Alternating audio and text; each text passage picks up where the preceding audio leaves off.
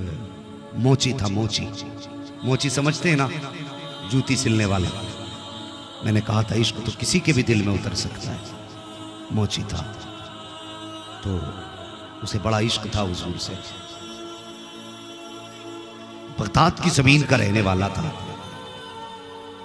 उसने रोज एक एक आना बचाया का जिस दिन सफर के खर्च का इंतजाम हो जाएगा उसी दिन मदीना शरीफ को रवाना हो जाऊंगा।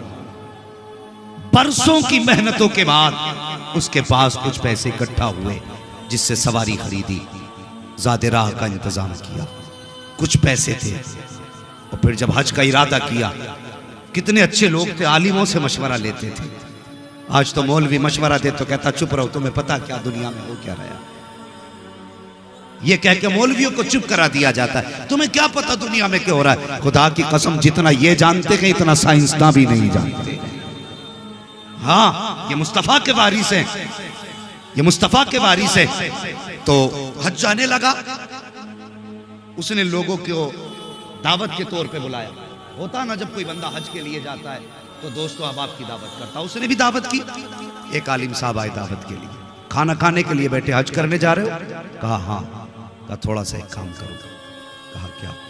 कि कल जाते जाते ना लोगों से माफी मांग जाना। अगर किसी का दिल टूटा होगा तो हुजूर नाराज हो जाएंगे। कभी हमें ख्याल आया हम हज को जा रहे हैं, माँ की खैरियत पूछी कि नहीं पूछी? बंदा उम्रे के चक्कर पे चक्कर लगा रहा है, माँ को 10 रुपए की दवा दिलाने की तौफीक नहीं। तुम्हें क्या लगता हुजूर ऐसे उम्रे को कबूल करेंगे? मुझे बताओ तो सही। आज बेटा माँ के 10 रुपए की दवा दिलाते वक्त माथे पे कितनी लकीरें डाल के कहता कितने खर्चे उठाऊं मैं। हर साल उम्रे को जाने वाले, माँ बाप को दवा ना दिलाने वाले, सच बता तू उम्रा करने क्यों गया था? सिर्फ इसलिए ताकि दुनिया तुझे कहे ये वो है जिसका महीना मदीने में गुजरता है। दुनिया के नामो नमूद के लिए, दुनिया में तू अपनी वाह हासिल करने के लिए। भाई किसी का दिल दुखा के ना जा, दिल दुखा के ना जा। वो कहने लगे सुन कहां जा रहा है? कहा हज के लिए। कहा सुबह सबसे पहले माफी मांग लेना, कहीं किसी को अनजाने में तुझसे तकलीफ ना पहुंची। सुबह उठा, सबके दरवाजे पे गया, शहर के बाहर माफी मांगते मांगते एक दरवाजे पे पहुंच गया। खटखटाया, कौन? कहने लगा मैं। अपना नाम बताया उसने। किस लिए आए? का मदीना शरीफ जा रहा था, बस माफी मांगने आया हूं, कोई खता हो गई हो तो माफ कर देना। अंदर से खातून की आवाज आई, हमारे घर में कोई मर्द नहीं है। तो ये सुन के आप कहने लगे क्या हुआ मर्दों को? तो उसने कहा ये ना पूछ, तेरे सवाल का जवाब मिल गया, चला जा। वो वापस पलटा ना तो उसे गोश्त की खुशबू आई। वापस आया, कहने लगा थोड़ा सा गोश्त मिलेगा? अल्लाह अकबर, थोड़ा सा गोश्त मिलेगा? खातून की अंदर से आवाज आई, ओ जाने वाले, ये गोश्त तेरे लिए हराम है, हमारे लिए हलाल है। तेरे लिए हराम है, मेरे लिए हलाल है। अल्लाह अकबर। बस वहीं उस हाजी का दिमाग रुक गया। कहने लगा कलमा हुजूर का पढ़ती हो? कहा हाँ। मुसलमान हो? हाँ। कहा फिर जब शरीयत एक है तो फिर हुक्म एक क्यों नहीं? उसने कहा ये ना पूछ, वापस चला जा। उसने कहा बताओ तो सही, आखिर इसमें क्या राज है? खातून कहने लगी सुन, ये जो गोश्त बन रहा है ना, ये मुर्दा जानवर का गोश्त है और शरीयत में किसी को बिला उज़्र के मुर्दार को खाना हराम है, लेकिन अगर जान पे बनाई हो तो फिर मुर्दार खाने की शरीयत इजाजत देती है। इतना खाने की इजाजत है जिससे जान बच जाए। वो आने वाले मुसाफिर, मेरी घर के अंदर बेटियां जवान है, घर में कोई कमाने वाला मर्द नहीं है, कई दिन का फाका हो गया। बेटियों की जब हालत ऐसी हुई, मुझे लगा कि इंतकाल कर जाएंगी, तो मैं घर से बाहर रिस्क की तलाश में निकली। हाथ फैलाने की हिम्मत न हुई। अल्लाह अकबर का जब कुछ हिम्मत न हुई, मैंने एक जानवर मरा हुआ देखा, उसका गोश्त लेकर के आ गई ताकि खिला करके बच्चियों की जान बचा सकूं। अल्लाह अकबर, इतना सुना है उस आने वाले ने, इतना सुना आंख में आंसू आ गए। अल्लाह अकबर, जब वापस जाने लगा अंदर से खातून की आवाज आई का जब मदीने पहुंचे तो हमारे नाना से जाके सलाम कह देना। जब लफ्ज़ नाना सुना है पैर रुक गए जाने वाले के, उसने इरादा तर्क किया जाने का, अपने घर आया आंख में आंसू भरे, जितना ज्यादा राह था सारा बेच दिया, जो सवारी थी वो भी बेच दी, सारा पैसा लेकर के सुबह की सैयदों की चौखट पे आया और आने के बाद दस्तक दी, दरवाजा खुला, चुपके से हाथ बढ़ाया, कहता सैयदा ये तोहफा कबूल कर लो। का ये क्या है? का जो हज को जा रहा था वो पैसा लेकर के आ गया हूँ। सैयदा ने कहा था क्या हज को नहीं जाएगा? उसने रो के कहा था सैयदा अगर आपको रोता हुआ छोड़ करके मुस्तफा के मदीने गया और जाके सलाम कर दिया और आका ने ये कह दिया कि मेरी बेटी को रोता हुआ छोड़ के आया है, मुझे तेरे सलाम की जरूरत लगी है, तो फिर मुंह कहाँ लेके जाऊंगा? का जिंदगी रहेगी तो हाजिरी फिर हो जाएगी, तोहफा कबूल कर ले। अगर तोहफा कबूल हो गया है तो दुनिया भी कामयाब हो जाएगी, आखिरत भी कामयाब हो जाएगी। अल्लाह अकबर। और किसी का दिल दुखा के न जा, किसी को सता के न जा, किसी को तड़पा के न जा, तौफीक दे तो अपनी माफी मांग के जा। अल्लाह अकबर, ये कह के वापस आ गया। जब घर आया बीवी कहने लगी सरताज तुमने सितम कर दिया। कहा क्यों? कहा वहां तो नसीब से लोग जाया करते हैं और तुमने जाते जाते जानबूझ के सफर खत्म किया।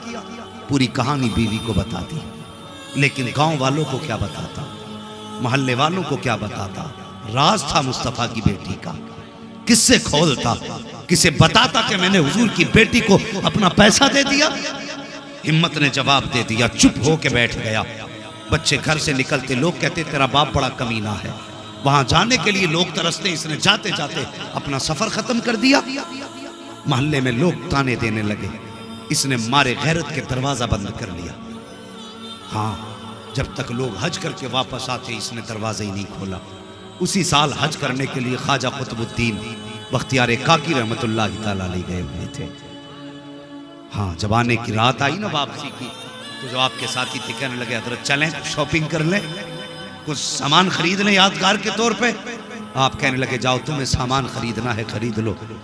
हाँ, बख्तियार का अपना मानना यह है ये आज आखिरी रात है, काबे के सहन में बैठ के गुजारूंगा, खुदा जाने दोबारा ये हरम देखना नसीब हो के ना हो। ये कह के हरम शरीफ में इबादत के लिए बैठ गए। रात के दोपहर 2 हिस्से गुजर गए। आप फरमाते हैं कि आसमान से 2 फरिश्ते उतरे और आपस में बातें करने लगे। कहा इस साल कितने हज करने लोग आए हैं? एक कहने लगा 2 लाख लोग आए हैं।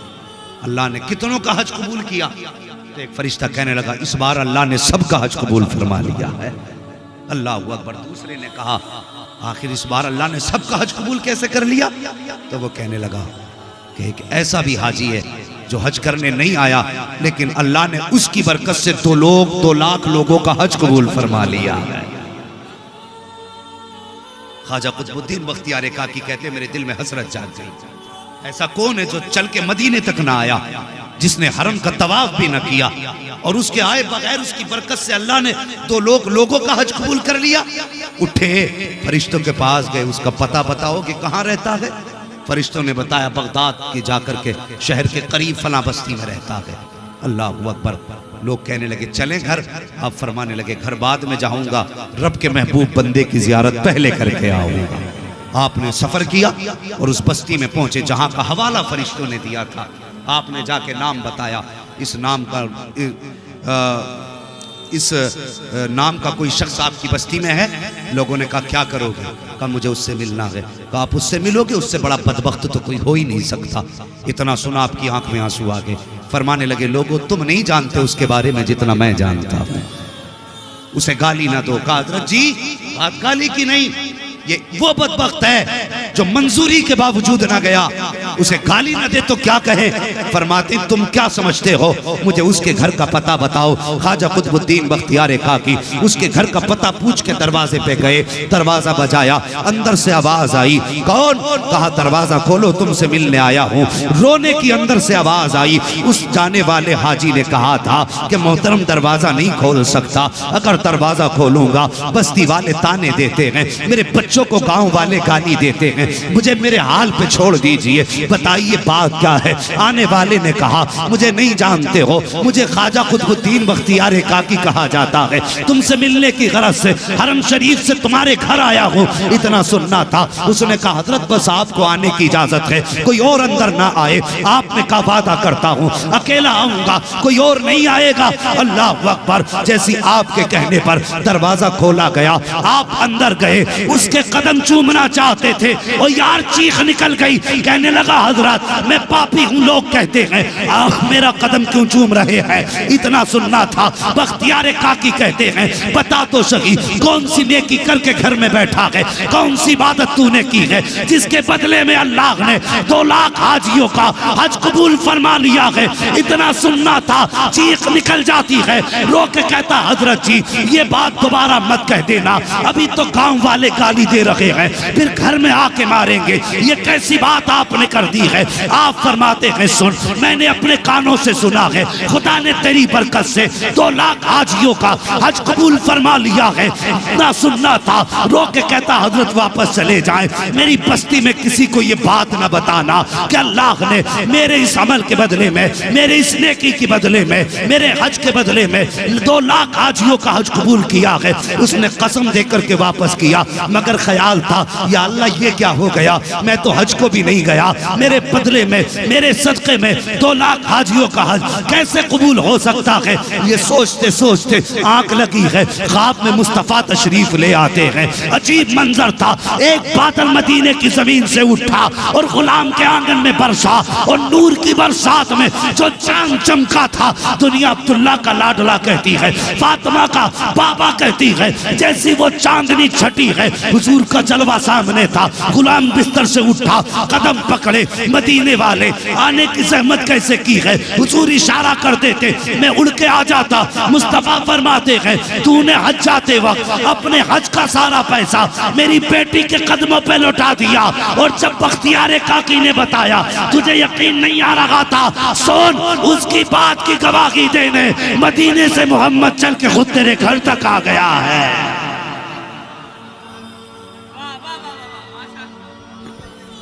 वाह अकबर या रसूल अल्लाह, जिंदाबाद जिंदाबाद या रसूल। ताजु शरिया ताजु शरिया ताजु शरिया ताजु शरिया शरिया ताजु शरिया ताजु शरिया ताजु शरिया या इश्क तेरे सदके जलने से छुटे सस्ते, जो आग बुझा देगी वो आग लगा। क्या कहने, माशाअल्लाह। क्या ये इश्क की आग लगी है हमें?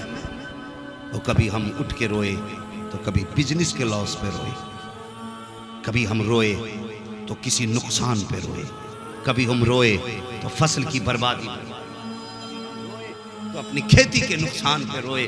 और यार कभी उठ के मदीना शरीफ की याद में रो लिया कर, कभी हुजूर के मदीने की याद में रोया कर। खुदा की कसम जिस दिन ये इश्क पैदा हो गया ना, खुली आंखों से तुझे मदीने वाले मुस्तफ़ा का दीदार हो जाएगा, हुजूर का दीदार घर बैठे बैठे हो जाएगा। हाँ, ये वो लोग थे जिन्होंने बिंदे के हुजूर से इश्क किया, जिन्होंने बिंदे के हुजूर से प्यार किया। अगर ऐसे आशिकों की कहानी बताऊं तो रात छोटी पड़ सकती है, लेकिन बातें मुकम्मल नहीं हो सकती। हाँ, जिंदगी खत्म हुई और कलम सूख गए, तेरे औसाफ का एक बाप भी पूरा ना हुआ। इश्क करो हुजूर से जवानों, हुजूर मुजाहिद मिल्लत का यही पैगाम अपने दिल में रखो। हाँ, इश्क करो। कुछ बस्तियां ऐसी होती हैं जिनमें जाओ तो इश्क की महक खुद ब खुद आने लगती है। हाँ, कभी धामनगर शरीफ जाओ तो ऐसा लगता है जैसे इश्क का लोबान सुलग रहा है। अल्लाह किस्मत साथ दे दे तो इमाम अहमद रजा की तुरबत अनवर पे जाओ, अजीब ही खुशबू निकलती है आपके मज़ारे पुरनवार से। हाँ, ये आशिकों के ठिकाने हैं, ये आशिकों के ठिकाने हैं जिन पे मुस्तफ़ा ने खास करम फरमाया है। और कभी मुरादाबाद आना हो जाए, हुजूर सदरुल्लाह फाजिल की चौखट पे आ जाओ, आके देखो उनकी चौखटों पे। वाह वाह खुदा वाह की कसम, माशाअल्लाह ये वो बारगाहें हैं जहाँ पे जाहिर भी सवारे जाते हैं, बातिन भी सवारे जाते हैं। माशाअल्लाह सुभान